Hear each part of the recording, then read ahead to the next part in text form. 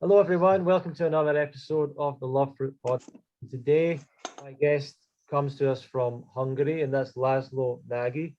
And Laszlo has a lot of experience with the raw food movement and raw food lifestyle, and is a Hippocrates Health educator. Has been educated by the Hippocrates system, but and formed a publishing company to bring more information to Hungary around living foods and the raw foods lifestyle, and but has also at one point moved more towards the 80-10-10 style approach of a low-fat raw vegan diet, a fruit-based diet. And I remember meeting you, Laszlo, at the Slovenia Fruits and Health Festival. That's correct. 2013, nearly 9 years ago. And I remember how you, when Doug Graham was speaking, and you were laughing so loud at all the stories. And then I saw you at the Woodstock Fruit Festival. So you're someone that loves to travel and learn and go deep into this. So I look forward to learning a bit more about you today and more from you. Is there anything you'd like to say about yourself as an introduction? Hi, Ronnie. Hi, everyone. Yes, I born in Hungary, 1964. So I'm 58 this year.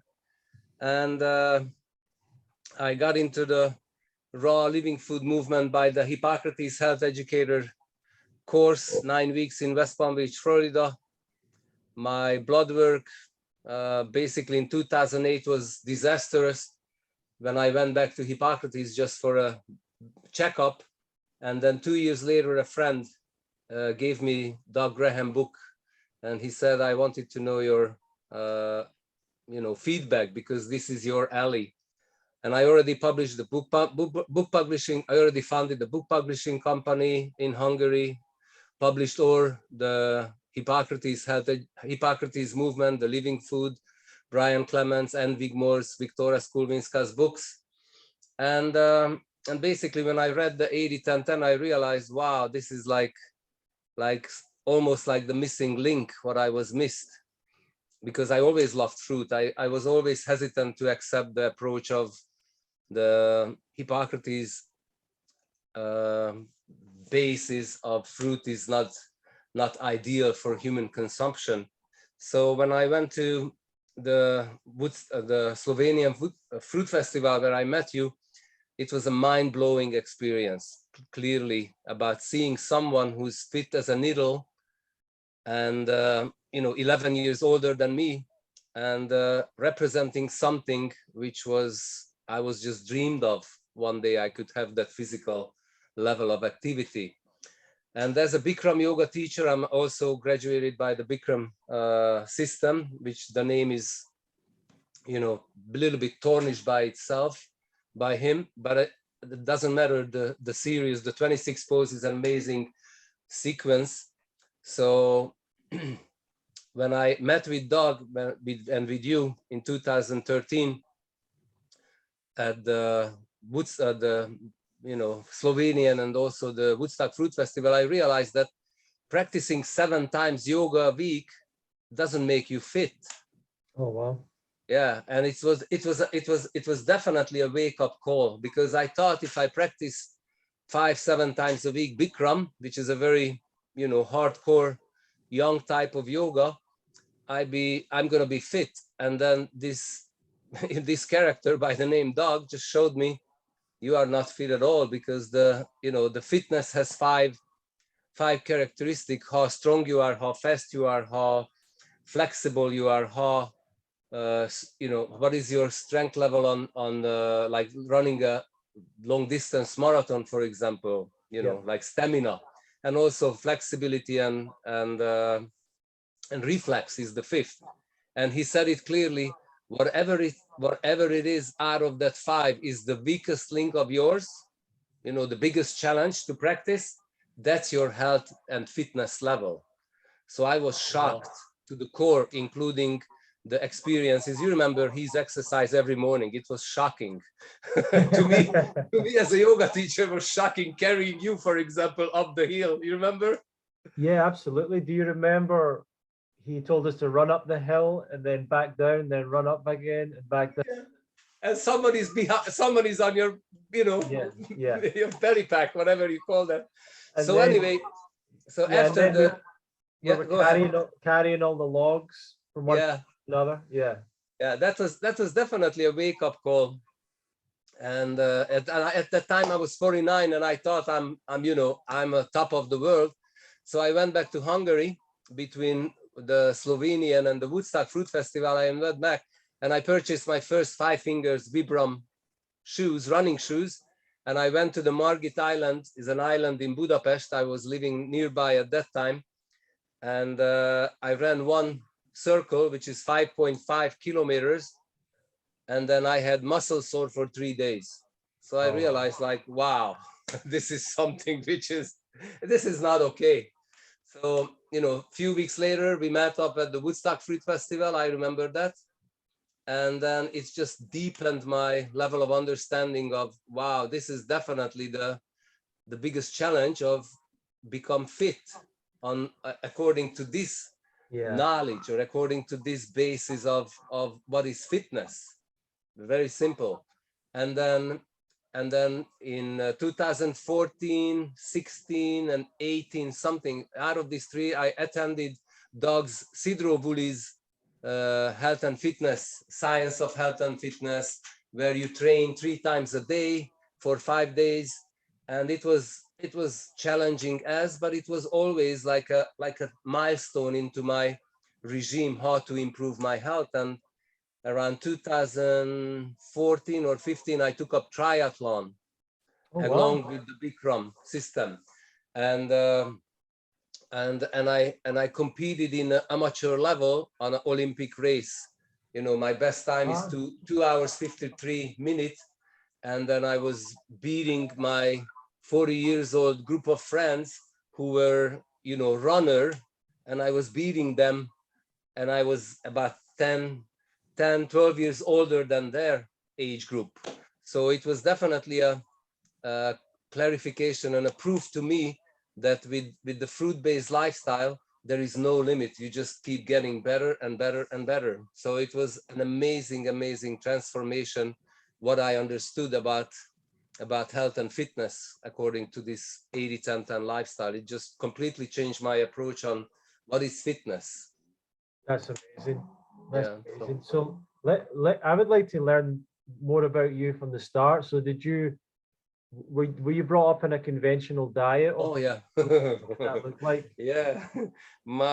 Our family was so conventional that our family, every Christmas, we killed a pig. It's a ritual in Hungary. Then when a family get together in the suburb, my grandparents were living in the suburb, and my grandparents was a butcher. My grandfather was a butcher, a professional butcher. He knew how to kill a pig professionally. So it was a family gathering where 15 of us got together, and we killed the pig in the morning, and we drank the fried blood, as that was the breakfast around 8 o'clock in the morning, fried blood. And around lunchtime, it was the fried liver, the fresh fried liver. It was like at the evening you have the sausage and everything. So it was definitely a very conventional way how I brought up as a Hungarian. And around 1990, when I decided to go to United States, a few months before I decided to immigrate to United States, I got a huge problem with my prostate. And I had no clue why. It was just, eating McDonald's 3 times a day. It was just my body, age of 26, gave me a sign something is not okay here. So I took a leap of faith with 2 suitcases to go to United States, as life is a big adventure. And I decided on that day, I'm going to be a vegetarian without knowing anything regarding what is vegetarianism. It was not many books, no internet at that time. So basically I just kind of, okay, let's see what this vegetarian approach is about. So I went through the lacto, the ovo, the macrobiotic, the Indian style of vegetarian, Ayurveda. I discovered so many things. I practiced that, but I never really settled into I considered I find something until I find the raw food movement, Viktoras Kulvinskas, in a blue-green algae gathering in Oregon, the Afanasana and Floss Aqua, blue-green algae network marketing. So basically, that's how I got to know Viktoras, because at that time I was following the macrobiotics, and macrobiotics, according to Viktoras, they are all cuckoos. And I was shocked because, macrobiotics, I followed the movement, Hippocrates Institute, and they were so keen about how they, so firm on how they could heal cancer and all these type of things. And then here we go, an old gentleman from Lithuania at the gathering at the Klamath Lake, Oregon, was telling into my face, macrobiotics are cuckoos because they are still cooking their food. And I was like, wow, what was he talking about? So I done a little research, and I realized he founded some kind of institute with Ann Wigmore. So that's how I ended up in the living food movement. And I met with Brian Clement. I visited the Hippocrates, and a few years later, I went through their 9 weeks health educator program. And that's how I got into the publishing business, to realizing I want to teach this. I want to offer this information to the Hungarian people about the Health Institute, or the wheatgrass juice approach, or 80% raw, 20% cooked. It's just like totally fit in that time about what is my role, according to, based on in a Hungarian background. I brought this information back to Hungary to spread the word about that. And then, as basically until 2008, it was moving very well, Yeah. so to speak. Yeah, and when you went to the US, what were you doing there? Were you working there or studying, or what was? Oh no, I was working. I started as an illegal alien completely, Okay. just a tourist visa, expired tourist visa, and I was doing all kinds of work, like starting on the roofing. Went on the roof with tar and all this, and then I was a furniture restorator and a driver instructor. I settled down as my main job was in New York City, a limousine driver. So I was driving a lot of high level of dignities from the Saudi consulate, a lot of princesses, and I was basically doing that until I moved to Florida. And in Florida, I got into the network marketing of the blue-green algae. I was a waiter in Florida, waiting tables. Oh wow! And was that successful for you? I was making okay money, but I knew that it was something not what I wanted to do. But I loved the Floridian lifestyle, the beach, playing tennis every day. I was very active at the time as well. I started doing triathlon in Florida, by the way. That was my early triathlon phase. That was my first triathlon approach in Florida when I moved to Florida. How did you get involved with the blue-green algae? What happened there? I don't know how. Basically, I responded an ad, make money, make a difference. Our product, uniquely wild, organically crafted, and telephone number. And I responded. I received the tape. I listened to the tape. So that's how I got into this network marketing of distributing blue-green algae, this amazing source of nourishment from this unique lake in Oregon. And that's how I ended up. I wanted to go to the August celebration because I start making some level of money with the network marketing. So I decided, if I want to be successful in a network marketing company, I better go to their yearly celebration in August.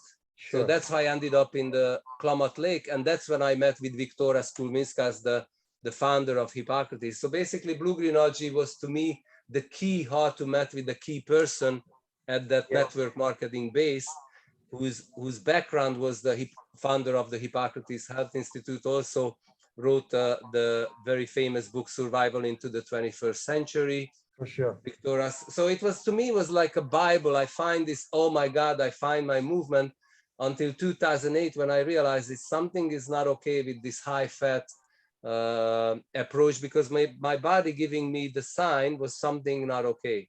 So what was your diet at that point? What did it look like? A lot of nut pate. I was eating a lot of nut pate. I was eating tons of greens. I'm eating much more fruit than the Hippocrates would allow or would recommend. But because I love fruit in Hungary during the, let's say, June, May through October, we have amazing variety of local fruit in Hungary. While I was living in Florida, I didn't like the approach of not eating fruit. So my favorite fruit still today is oranges. I could just go oranges like all day. And number two is durian. So many people just basically, if you ask a fruitarian, what is your favorite fruit? Like durian, yeah. But to me, is number one is definitely oranges, because the varieties and the experience what I have in Florida, it was just outrageous, the type of and the many different kind of oranges I was eating in from the tree. I was just salivating. You see, I'm starting. That's how giving me away. That definitely is. I'm just talking about oranges, and always my mouth is start salivating. So that's how oranges become to me still the staple. Even today, I have about, let's see, 150 kilograms of oranges in the refrigerator system in downstairs still nowadays. Amazing. And I have maybe 40-50 kilograms of bananas in different ripening stage, frozen, dehydrated, so. Yeah. So you took the health educator program at Hippocrates. What was that experience like? It was an amazing foundation to me to understanding how the human body works. What is the connection between deepening my connection between the food and your physical health level. But basically the focus, which is got me stuck in the sense, because I was leading seminars, I was having my private consultation. And I remember the key question when someone came to me a private consultation in Hungary is always was, so what's the reason you came to see me? What's your problem? What's your misalignment? And it's basically caught up with me too, because I was energetically not as energetic. I was practicing Bikram Yoga, but on an okay level, but never challenged myself physically. What I'm even nowadays, I'm training, I'm training 15 times a week. I have training schedule. I was biking, I was doing yoga, I do some cardio, TRX. So I'm a very physical being. But at that time, I was like just a kind of a mellow level of, and then I love the approach when I realized that something is bigger out there. Then the approach is how you can increase or top up your physical measure. I mean, your physical sport activity level, measurable sport activity, performance level. I was looking for the word. When you can improve your performance via fruits and vegetables, that's a different approach, instead of focusing on the sickness level of the Hippocrates approach. Yeah, sure. And what was the program? Were you living in there? Were you having classes every day? How did it work? Basically, I was teaching the Drumbalo Melchizedek Flower of Life workshop. I was also a Flower of Life facilitator by Drumbalo. And then during that workshop, I was teaching that workshop in my home setting. And then as I was teaching that workshop, I was feeding the participant who came to my home. And I was feeding them according to I've been a vegan since 1990. So I was feeding them with vegan menu. I have a chef who was living with me during the workshop settings. And at the workshop, I was basically giving them some, maybe an hour lecture on the Hippocrates lifestyle. And then if anyone want to take it further for a private consultation, that's how I so-called gained or marketed myself as a health educator, without YouTube, without any social media platform at that time. So that's how I got into the express my level of understanding, the level of wisdom what I learned from Hippocrates, and I passed it on to individuals on a deeper level. And also with the publishing company, sometimes they were having many talk and gathering around the country. So it was always, I was invited as as a guest speaker on a vegetarian movement. So I basically made a name, so to speak, to myself in the Hungarian vegetarian community at that time. So, and when did you start with yoga? Was that before or was that after? it was in 2000. Yoga in 2000. Yoga was a very different thing, because a friend introduced me to Bikram in San Diego. She was an Ashtanga yoga teacher, and then I didn't take on Ashtanga because it was too harsh, too strong to me. I couldn't just jump into Ashtanga. But she was professional Ashtanga yoga teacher, and she said, you know what? I introduced you a different yoga. So she took me a Bikram yoga studio in 2000. And I was shocked, the experience, what I felt. And then 4 months later, I ended up in Australia in a jail. So I was serving 4.5 years in Australia, trafficking drugs. Oh, really? Yeah. And then in jail, I got the Bikram book, and I start teaching Bikram yoga in jail to my fellow inmates. With a jumper in the scorching sun. So basically, when I came out from jail 2005, 4 years later, I took the Bikram yoga teacher training, because it was so embedded in me. It's basically saved my whole jail experience. Took me to a different level. So I deeply thanking yoga to me to pull me through to the jail time. And it was like a devotion to me. I wanted to be a Bikram yoga teacher because it's definitely saved my life in jail in Australia. Amazing. Yeah. Amazing. So that was my yoga. In 2009, I started teaching in Hungary, and then I felt like, okay, I'm definitely the fittest person until I met Doug. You mentioned that you got your blood results done and they were disastrous. What do you mean by that? And it was way too much fat in my blood, way too much fat. The triglycerides was just over the roof. So it was not okay. And then I remember when I went back to Hippocrates and took the blood work in 2008, and Anna-Marie Clement, Brian's wife, when she analyzed the blood work, and she said, you have too much fat in your blood. What are you doing? And I said, I'm doing what you taught me. So it was like, she shook her shoulder, I shook my shoulder, and I realized that, okay. So I remember I was teaching during the workshops, and I was explaining them the Hippocrates approach, but I start mellowing down. I start realizing this is something is not okay with this approach, but I didn't know where to turn, what to do. I was so involved because I had many workshops, not just in Hungary, Bulgaria, Slovenia, Croatia, Romania. So I was busy. So I didn't have much time to find Laszlo, so to speak, to look deeper. I was just accepting the fact, it's not the perfect diet, but at least I'm vegan. I had some issues with my weight, but yeah, okay, who cares? Just busy until when the saying said, when the student is ready, the teacher will appear. So basically 2 years later, when my blood work at Hippocrates, a friend gave me the book of the 80-10-10, and that's what got me with the new information. I realized every word what I read in this book was basically shocking to my knowledge, that I was furious, because the wisdom in that book is just penetrated through me, and I understood what I was doing wrong. Maybe I never experienced it yet, but it was a question mark in me. Wow, maybe that's the key. So it was to me very, very obvious that I had to see this guy alive. It's not just a book.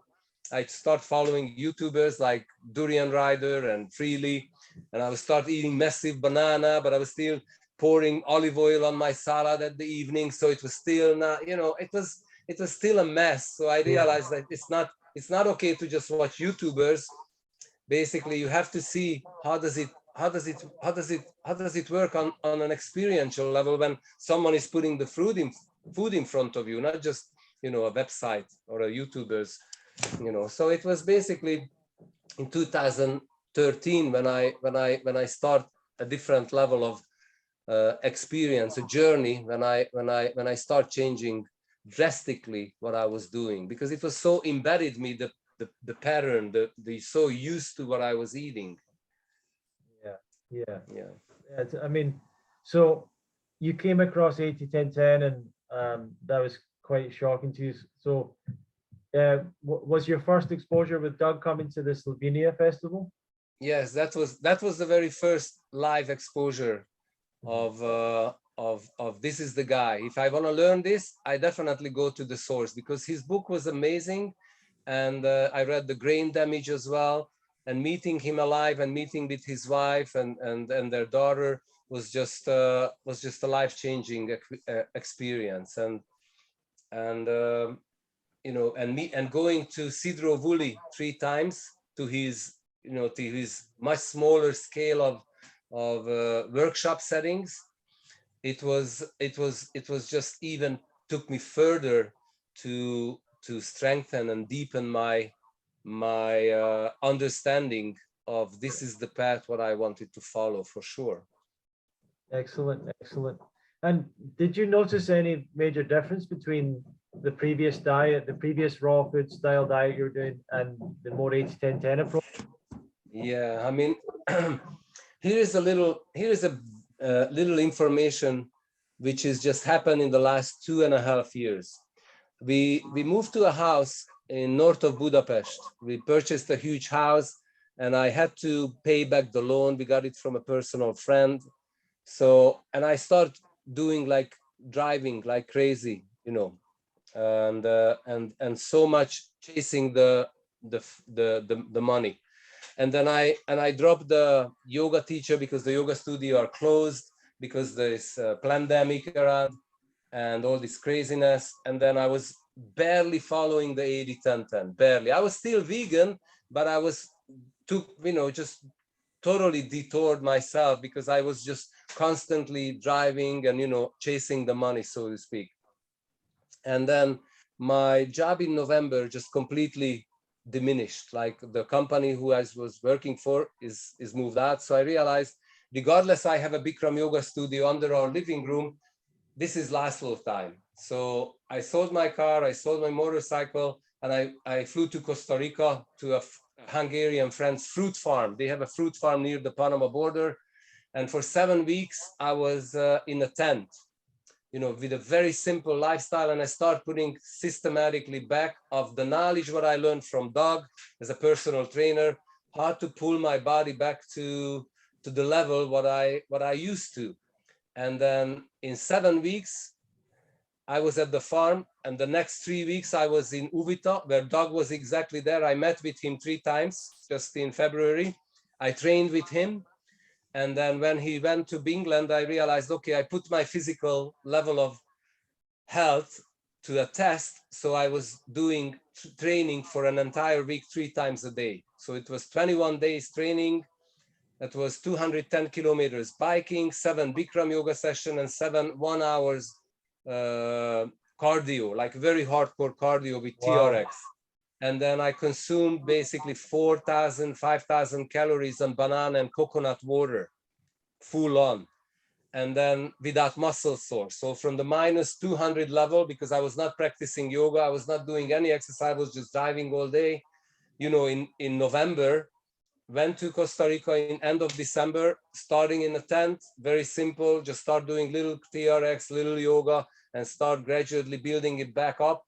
And in end of February, I was reached the level of 3 training per day on a fruit diet. And my level of health is I'm 58 now, is the best ever. I'm training, you know, 10, 12, 15 times, 10 and 15 times a week, biking 150 kilometers, 4 yoga session, and maybe 4 cardio, 2 running. So it's like I never imagined age of 58 I'm going to be fitter than when I thought I was fit back in age of 40. Amazing. And Yeah. what would be a typical day for you on a raw vegan diet? I wake up and I usually go down and do a yoga session in my yoga studio, which we plan to open very soon, and heated up the room for 40 Celsius. So basically either a 40 minutes yoga session or an hour 20 minutes yoga session, depending how much I do the yoga. And I came up and I drank maybe 2 liters of orange juice. That's the next level. And then do some work on my computer, and around noon, if I go out and bike, I bike about between 30 kilometers and sometimes 50 because I go to the city, but average around 30. A bike exercise is 30 kilometers. After that, I eat a huge smoothie with 10, 15 bananas. I either put cinnamon in there or I put raw carob in there. And or sometimes instead of a cardio, instead of a bike, I do a cardio, like an hour cardio exercise with TRX, and a lot of push-ups and pull-ups, and lunges, with leg work, and a lot of juggling. I practice juggling as well, so make sure my level of reflexes are there. And then and depends. Sometimes I skip a training in the middle of the day. Sometimes I put it in the early afternoon. And then at night, basically, I eat a large raw salad with a lot of cucumber pasta. I couldn't get bored, so to speak. I could just eat cucumber pasta every single day. Like, to me, it's like heaven on earth, full on. And my partner, my wife, she steamed some vegetables for herself, potato, zucchini, and squash, and beets, carrots, and stuff like that. Cauliflower, broccoli. Sometimes I nibble on a few, sometimes not. So it depends on the day. But basically, that's the typical day as far as fruit. And then when the fruit, I mean, this is the staple. The oranges and the banana is the staple point. And when the watermelon comes from Italy very soon, and when I could afford, as far as price-wise, I could start incorporating watermelon into the day, and then all the Hungarian fruits as well during summer. So Awesome. basically, typically like that. Awesome. So, do you ever need to use any supplements, anything like that? I didn't use supplement until this craziness in the last 2 years came into our life. Now I use the NAC because I got some major meltdown last September, as far as, because I was not exercising, I was not following strictly the 80-10-10. I was just a vegan lifestyle, and we got this this massive level of flu, which is called this COVID now, and it was no energy whatsoever. And I felt this is definitely not okay to have a vegan character who's not even touching, dairy and eggs and, barely cooked food, because at that time I was still trying to eat raw, but not as dominant, but I was, let's say, 50%. And because the orange juice was always there, and then have these symptoms of put me to bed for 2 weeks. I was barely able to move my arm. So I was reading, so I started doing the NAC supplementation. And then also when I got to Costa Rica, I was a house guest of Deva Premal and Miten, the mantra singing couple, who we organized concert for them. So I'm a very good friend. And then I noticed that Deva and Miten was eating ivermectin once a week. And I was like, why you do that? I know ivermectin. I took ivermectin to Costa Rica with me without realizing that it's completely legal. You just go to the pharmacy and buy ivermectin there, and hydroxychloroquine as well. But at the time, I was just looking at them, but they're taking ivermectin just a caution, because at the time when I got sick last September, ivermectin was the one. I got it from my vet. just completely took me out of that misery of 2 weeks of just completely smashed, no energy whatsoever. And so I took it with me, make sure I have.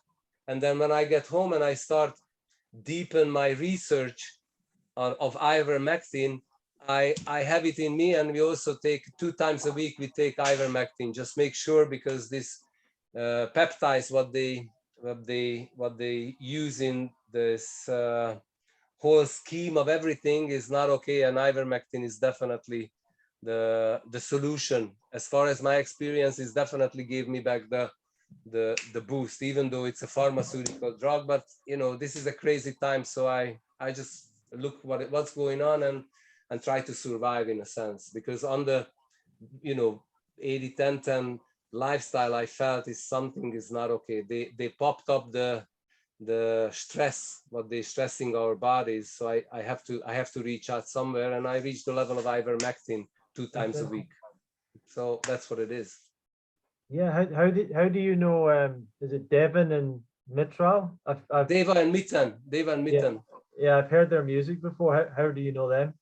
Oh, I got introduced to them via just the music while I went to jail. Just right before I went to jail, I heard their first CD, and in jail, a woman who was teaching yoga brought a CD of them. So I was basically always heard their music. And then when I came back to Hungary after the jail time, I went to their concert, just like any mantra loving yogi or yogini, and I just basically love the vibe, love the way how they sang, love the atmosphere and everything. It was so calming. And also they are an Osho sannyasin, and I love Osho's. I read many Osho's book. To me, it was like a connection on a spiritual level, but I didn't know them at the time. So, and then with my ex-partner, who I had in 2013, we signed up for a Costa Rican Tantra Mantra gathering with them. And then it was 100 people, 80 people setting. So you're eating with them every morning, lunch and dinner. So one time I asked Mitten, how come you are not scheduled for this year, the European tour? Budapest is not on. And then he said, because the Hungarian organizer stepped down. And I said, no, I'm going to be your Hungarian organizer, and he said, okay, here's my manager. And then basically 3 years later, we organized the first Budapest concert for, instead of 600 people, but the previous organizer, we organized for a 2,200 people concert, and it was sold out 2 weeks before the concert. So, so we basically got a note by Mitten and Deva, like, who is this guy who's just out of the blue organizing a 2,200 concert? The next year, 2 years later, a 2,800, a big hockey stadium I organized, sold out concert. And then we became their tour manager, selling CDs and merchandise on their European tour for the last 3 concert tour in Europe. And I was driving a van of the concert tour in Europe. So basically become a household friend with Deva and Mitten.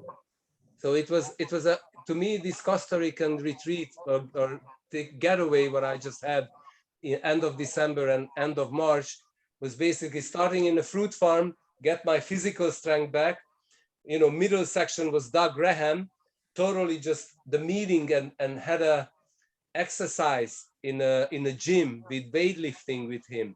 Even just was a short session, maybe 1 hour each, but his presence, just the live presence and the knowledge. And still on daily WhatsApp and Telegram connect with Doug. So I have, every time I have a training result of the week, I send it to him, and he's pointing out where can I improve, what I have to do. So I have a weekly connection with Doug on Telegram. And then the end of the Costa Rican time was basically Deva and Mitten in their Gayatri Festival in Blue Spirit, Nosara. So I was a complete, beautiful circle. And I got back, and I got my physical strength back, my focus on 80-10-10. So it's nothing gonna deter me from that level of, that connection and devotion of this is it. This is definitely the best ever, diet or food choice what I could ever experienced so far. Yeah, this is all incredible. And one of the things that I've consistently hearing about you, you're someone that definitely takes action on your ideas and the things you want to do.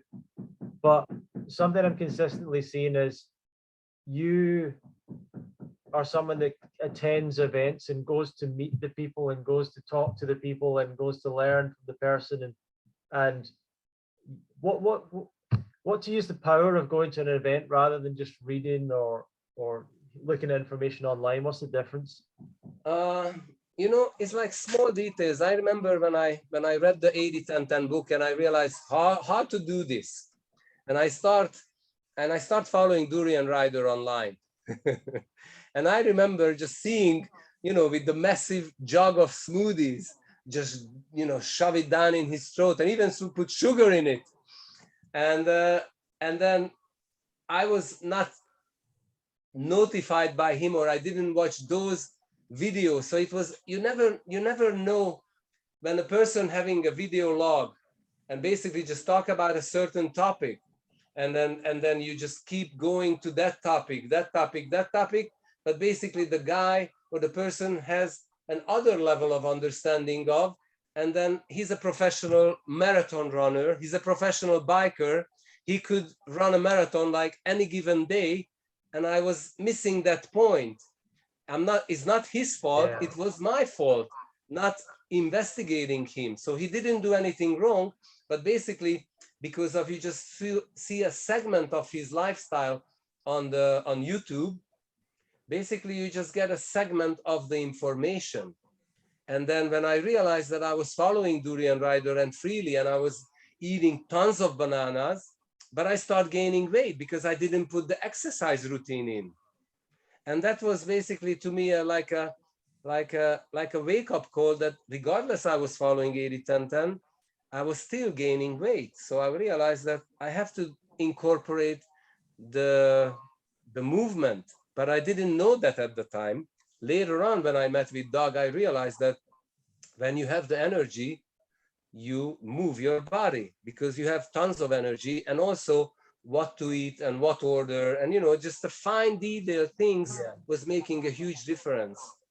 So to me, it was like the failure of following someone on YouTube basically got me going in my mind that I want to learn this, how to do this perfectly or scientifically soundly as Doug, because regardless, I read his book. The line to me is reading a book is not as deep in my cellular structure when I actually from morning to evening you do exactly what's the setup.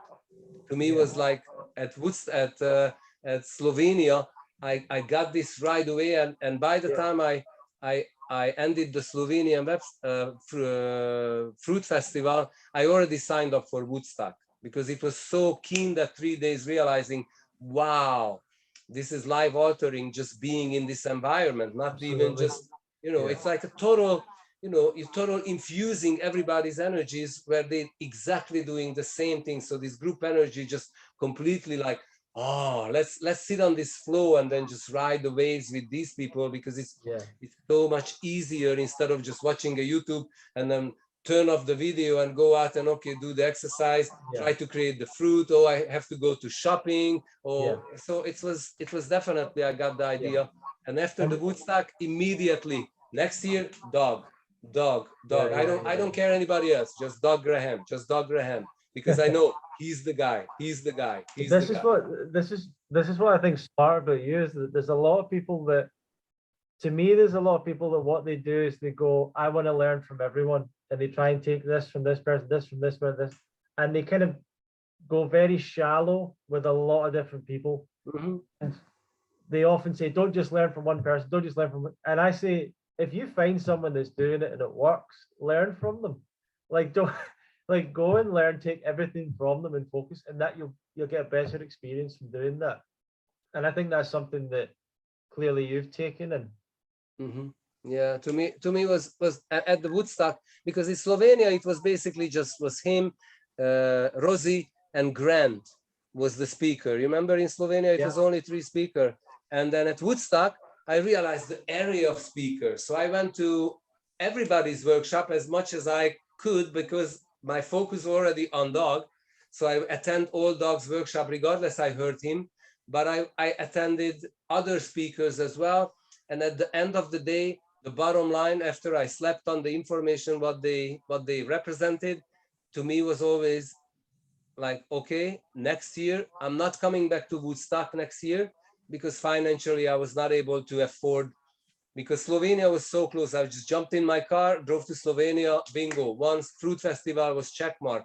But, and after that year, I realized I only could go one. If I go one, I'm going to dog personally to see what it does when he just teaching 10 people. Sure. And it was total different ball game. Total different ball game. Awesome. Yeah. Um, And I went to the Danish Fruit Festival in 2018, I think. I think I went to the Danish Fruit Festival. And I as well, Doug was there. To me, was like, where is Doug? If a fruit festival, speaker is Doug Graham, I'm considered to, let's go. If not, if someone else speaking, to me was like the desire to go there was much less. Sure. Yeah. So something that I was thinking is that when it comes to events, and I've spoken to many people online and got to know people online a little bit, but when I've went to events, I've made people, I've really remembered people and connected with people on a deeper level, and I've not seen you for many years, but you are very, I remember you clearly, and I remember, for example, you also acted as a translator. I don't know if you remember that. There was a Yes, to Dandy. There was a Hungarian man that gave a talk, and you translated the talk. Yeah. Your translation was so good. I thought, I wonder if this talk is so good, or if it's Laszlo that's making it so good. Your translation was so excellent. But no, I remember you so clearly, and it's so good to connect again, and so good to see that you're doing so well. Yeah. Fantastic. What are your sort of plans for the future? And well, firstly, are you still helping people right now? Can people get in touch with you if they need any support or help, or do you offer any services, mostly the yoga? People can come and get help from, or what is it you do at the moment? I just, as I just said, I got back from Costa Rica, and we just finished the yoga studio in December, but I had no energy, no emotional strength and stamina to open up a yoga studio. So since I got back, it's basically because I got infused with the, with the tropical settings. We are selling our house, try to sell, or let's see if the government grant we could apply, because we would like to, see if it's possible to go back to Costa Rica and create something like that in there as well. We'll see. I don't know if life gonna provide the time frame to be able to do that, but this is our approach. In the meantime, I'm not teaching yoga at my house. So the studio is not open yet, because we still have to create the reception area. So we still have some work to do with that while we are trying to sell or try to gain some funds. But at the same time, one of the biggest yoga studio in town, in Budapest, invited me. We are talking right now, so I might gonna teach, 2 times a week, 3 times a week in Budapest. It's still in the conversation, which my plan is basically jump on my bike, 30 kilometers, ride to Budapest, teach a Bikram yoga class, and ride home. So it's 60 kilometers between a yoga class. And then, as you know, Bikram, you maybe know, but the teacher there is constantly talking. So it's even more strenuous sometimes, instead of just practicing, because you focus on 40, 50 people in the room. So it's a massive workout in your brain as well, not just a physical workout in the room. So basically, that's my near future looks like. I'm going to be teaching in this studio in Budapest. And at the same time, I'm practicing here at home. Sometimes a friend came, so we practice together, but it's officially is not open, the yoga studio, because our focus with my partner, she's a tropical enthusiast without me. Before we met, she went to Bali all the time, and I visited Hawaii many times as a warm-up fruitarian. Hawaii was my dreamland, dream home. So together, since we got together 8 years, we went to Bali every year, December, end of December, and we came back February. So at that time, we are see if it's possible for us to settle down into Costa Rica. And that's our future plan. If we're able to do that, I would love to create a yoga studio there. She's doing a face remodeling from Russians, helping women to keep their face youthful and young, vibrant, with working with the fascia, not yoga, not face yoga, not yoga, face exercise is basically a very specific things what she's doing. So she could have that online work as well as where the local community. So our future is basically right now, even though we created amazing magic here in Hungary in our home, but we focus on to try to make that base as well in Costa Rica. So that's our plan. We'll see. So what would be, just to finish off, what would be some of your words of advice for people that are starting off on this path? I think Doug Graham is the key. I mean, his wisdom, his podcast, his videos is just cutting through the confusion, because it's even in the fruitarian community. It's so much little detail what they're not focusing on. But it's so simple. For example, this couple who I visited there in their fruit farm in the Panama border, the Hungarian couple, is basically they are fruitarian as well, but they're not consuming enough water, for example. Right. So it's so many things in there which you could fall off the wagon, so to speak. So the information is so clear. If you want to be hydrated, is never measure the hydration level, how much you drink or consume. Measure of your hydration level, how much you pee. It's so simple. And if it's only 5 times as it's yellow, I don't care if you're eating fruit all day long, it's not harmonious. You're never going to reach your optimum level of health. Sure. Basically your pee, it has to be between 8 and 12 times per 24 hours, and it's to be clear as possible. So simple things like that. And Doug is always teaching the same thing, 20 something years, not detouring, no gimmicks there. So basically I just see that he's the guy to follow. If anyone could attend his live seminar or live gatherings, is definitely the way to go. That's, to my personal experience, is a life transforming experience. Just be in his presence and receive the wisdom on a cellular level from him directly. That's my advice. Laszlo, thank you very much for joining me today. It's been to reconnect. I really want to see you again. Maybe I can come to Costa Rica and with you, or come over to Hungary some point. But thank you very much for your time today.